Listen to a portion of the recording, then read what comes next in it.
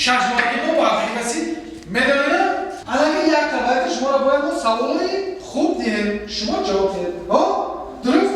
الان که بابا که اذیت دید گفتم که سردفتر ادبیات معاصر کیست؟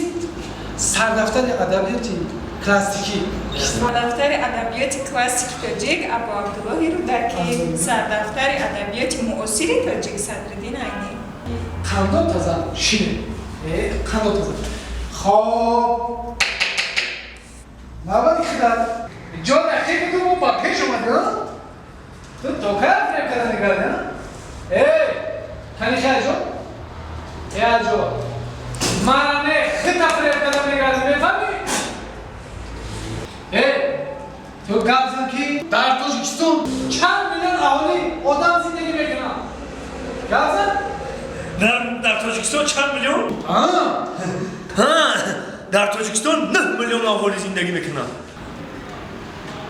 9 میلیون کنی همون 9 میلیون یک تا به یک تا من در نوبر کن چه؟